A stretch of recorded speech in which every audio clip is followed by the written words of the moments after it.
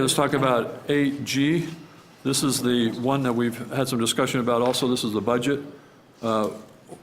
charter amendment, and this is the one that we would talk about several items as far as how the budget is developed. And I think there's also two different drafts of this one, is there not? And I think the one that we have in our packet is the one that was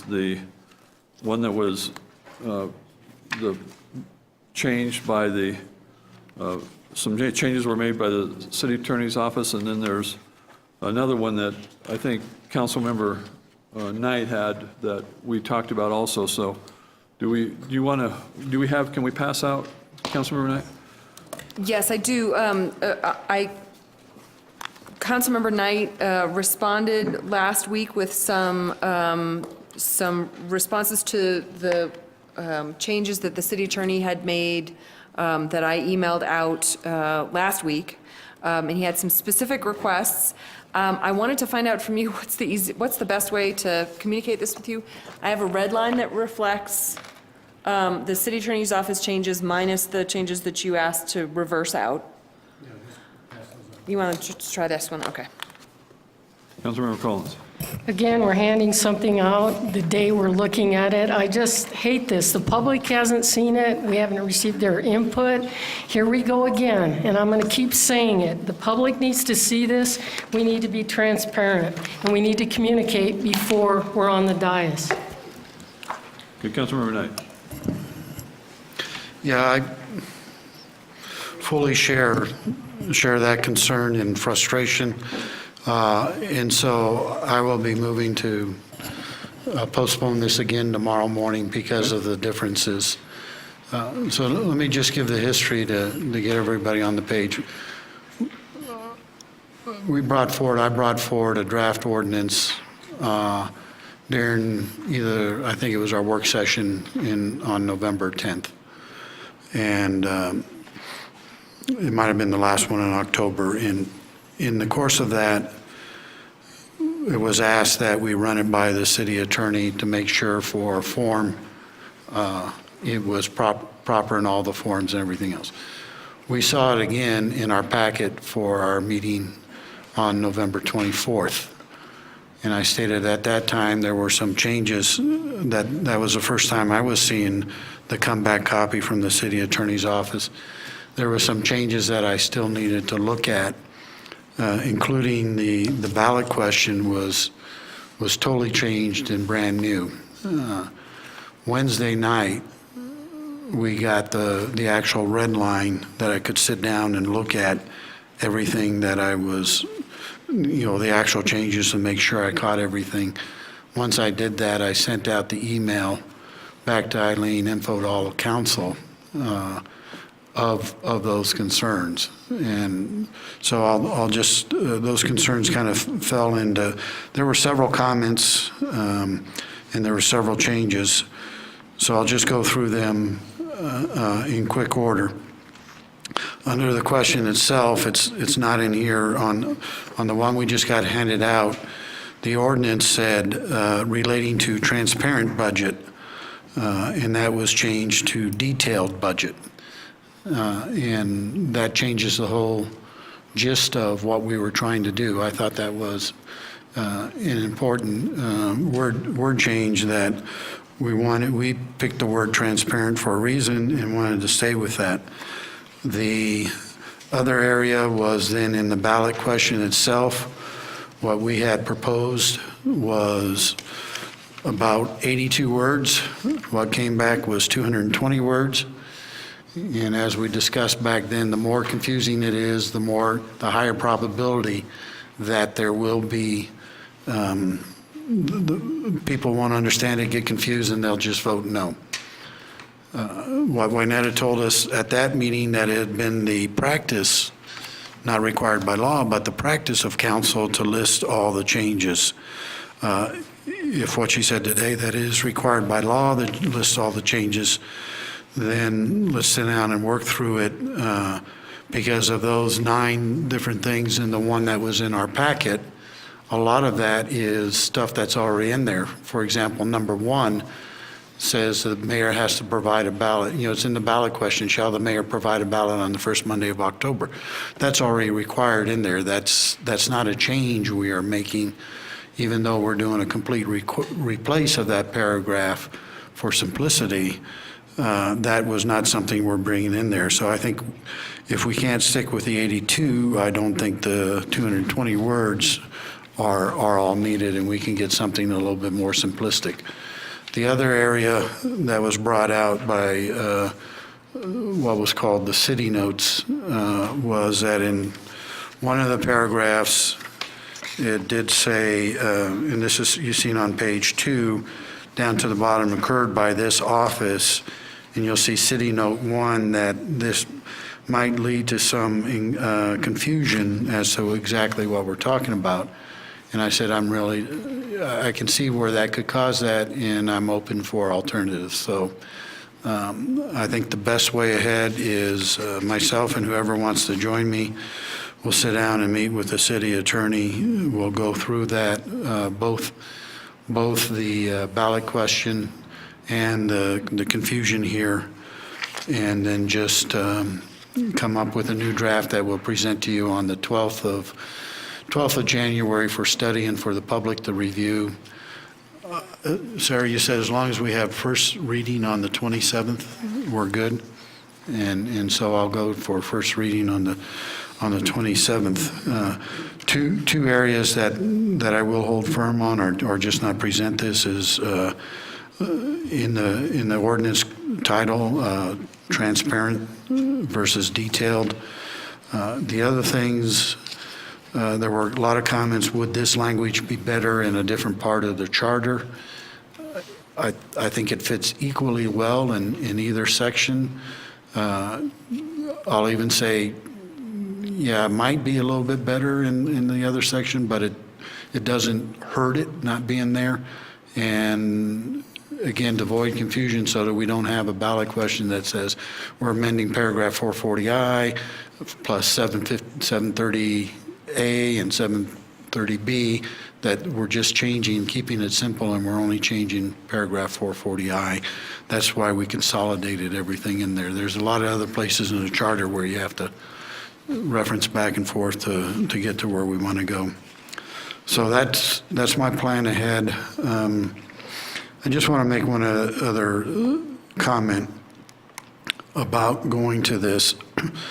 Well, two comments. Again, remember the onus for all of this was from the presentation we got by Tom Florsack during our markup session that said if we want to specify 12 departments, we're going to have to put it in the charter, was our only recourse.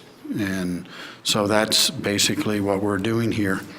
The other thing, I don't know how many other people have seen, there is a letter out there from a retired Colorado College political science professor that said, if we enacted this, we are imposing if we enacted this at the national level, we would be taking the President of the United States out of the national budget policy process. That person obviously does not know what the national budget policy process is. When the president's budget leaves the White House and goes across the street to the Hill, it is a congressional budget.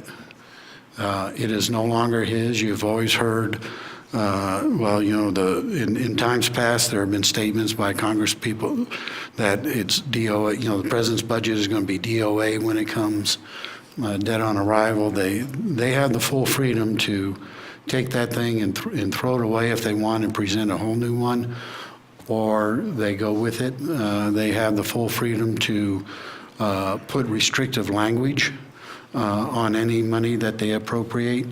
And more importantly, there is not one single federal budget. When Congress passes, there are 12 separate appropriation bills for 12 separate departments. There is a separate appropriation bill for the Department of Defense than there is for the Department of Energy or Department of State. And the President of the United States is not allowed to move money from one department to another once it's appropriated. The Secretary of Defense with inside, once the Defense Department budget is appropriated, the Secretary of Defense is not allowed to move money from the Army to the Navy without approval of Congress. And with inside the Air Force, the Secretary of Air Force is not allowed to move money from one program, i.e. F-22s, F-35s, two different types of airplanes without approval of Congress. Congress is very restrictive. So for this professor, retired professor, to say, oh, if we did this at the national level, we'd be taking the policy. We are replicating what's at the national level, and still here, the mayor has more authority per our code to move money around than the President of the United States. Okay. Councilmember Bennett. This is more of a question to all of you. Certainly, when it comes to ballot issues, I look at two issues that are, to me, critical for us to address. One deals with the signature issue at utilities. It serves both the administration and utilities as well as city council to fix that. That was one that didn't get fixed when the governance change took place, and to me, we need to address that one. The other one deals with one we just talked about, and related to the employment of our staff. And I think for the benefit of those staff, it's critical because they need to know who they're being supervised by. After what Brett said, I'm wondering if this one wouldn't be a prime example of one that could be addressed and should be addressed maybe by a joint charter resolution group. Because I have a hunch in here there might be other issues that need to be addressed as well.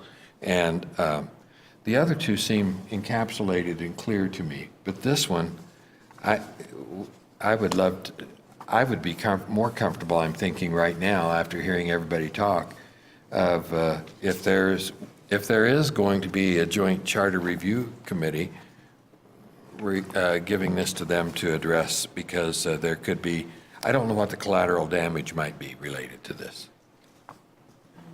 Okay, Councilmember Knight. Well,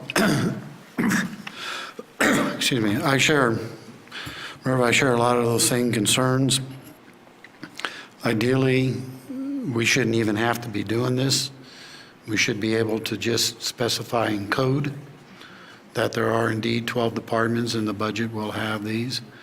But as we heard from the city attorney's office, the only way that we can enforce this code, charter trumps code, so unless we change the charter, code doesn't do it. I don't think we should have to be going through this, but it's the opinion that came out of city attorney's office. The only way we can do it is through a charter change. And I hear what you're saying. My issue isn't that. I don't think it's. I think the first two are critical for us to address right now and get them fixed. I don't see this as critical for it being addressed right now, that it could have the time to go through a bigger process of a charter review process. That's just my thoughts right now. Councilmember Collins.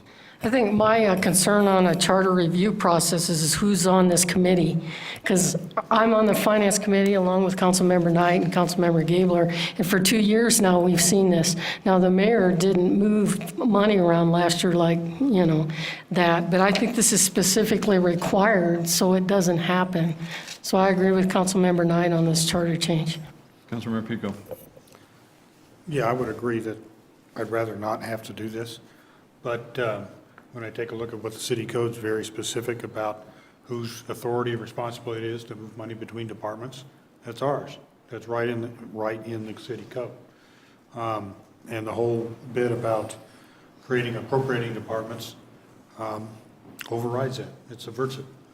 And all the opinions we get back in there about what is and is not within our purview never seem to address that particular provision. It's right in city code. It is our responsibility. So as long as we continue to have this fight, the recommendation to us was you have to change the charter. Okay, so be it. Councilmember. And I hear all those arguments. I hope you understand, I'm trying to have this as a dialogue amongst all of us. My fear for the collateral damage is still there. I don't know what that might be, but it is there. Is there any other process that we could go through that would address this issue? Could we get a legal judgment as to the real issue instead of going through the charter process? Well, I'll bring up an idea later after we're done with this agenda item on something for discussion for tomorrow. So I think what has been disappointing to me in my service on this council, probably the most disappointing thing, is the lack of specific direction from the charter on the budget issue. I think we have spent a lot of energy trying to find specific direction on this, and it's been very contentious and it's been very problematic. If this is not the approach, I think we need an approach. This one does define everything that, and I like the approach of defining what we are defining here. I think this is good, but I think there's also an opportunity to take a look at how we go about doing this and what is the most palatable way to bring it forward and what is the best way to bring it forward and how do we get our message across. I think we've tried to do our messaging and tried to get it across, so we just are hampered by what we're trying to do as a council with what we're doing, and we need more clarification. So I think this does clarify it. I like the cleanup, and I think we bring that back and we have the discussion about it, and we have a talk about it at the January meeting, and then we'll go from there.